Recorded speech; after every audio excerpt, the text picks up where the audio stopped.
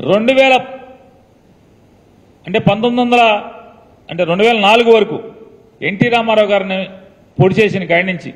2004 దాకా 2014 నుంచి 2019 దాకా లోకేష్ చెప్తున్నాడు నేను 3 బండలు ఇస్తామని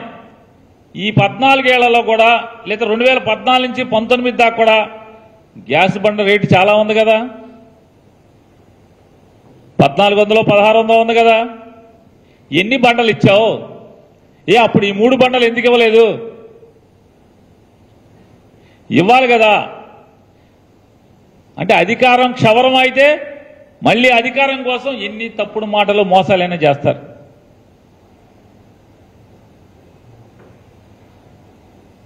2014 నుంచి 19 దాకా ఫ్రీ టికెట్లు అయ్యి మహిళలకు ఫ్రీ బస్ టికెట్ ఎందుకు ఇవ్వలేదు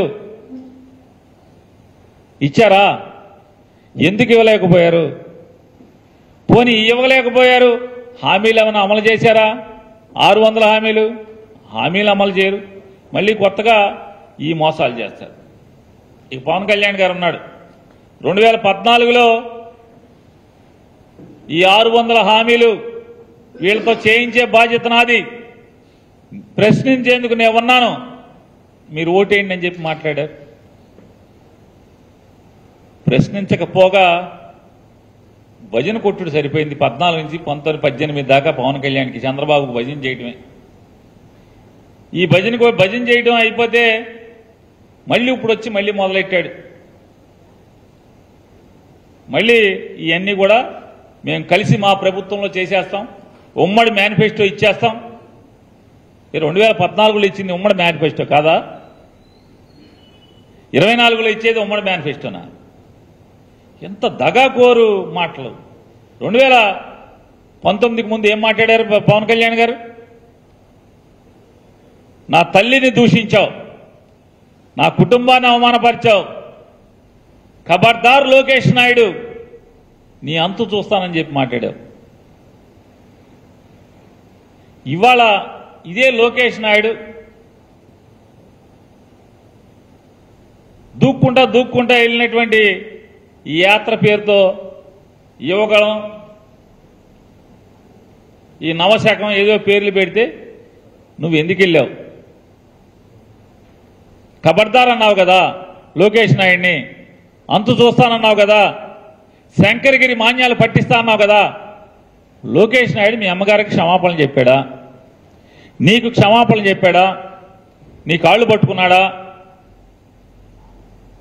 ఎందుకు వెళ్ళావు అంటే నీ ఇష్టారాజ్యం అంటే చంద్రబాబు నాయుడు మోసానికి గురైనటువంటి కాపులు ఆ చంద్రబాబు నాయుడు మీద కోపంతో కసితో జగన్మోహన్ రెడ్డి గారికి అండగా వెళ్ళిపోతారు ఓటేస్తారని కంగారులో రెచ్చగొట్టటానికి మా అమ్మను తిట్టారు లోకేష్ నాయుడు వాళ్ళని తిట్టాడు వీళ్ళని తిట్టాడు కాబట్టి నాకు ఓటేసేయండి అని చెప్పి ఆ రోజు మాట్లాడారు ఇవాళ మళ్ళీ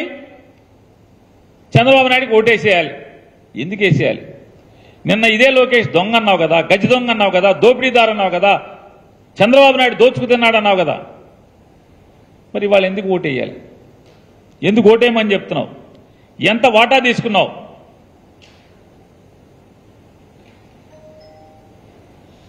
ఇంకా మాట్లాడావు రెచ్చగొడతాకి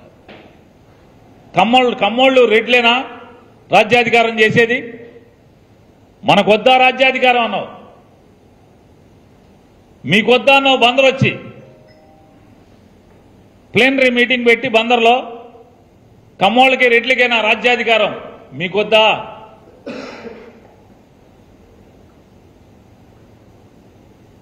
ఇప్పుడు ఎవరికి ఇస్తున్నావు రాజ్యాధికారాన్ని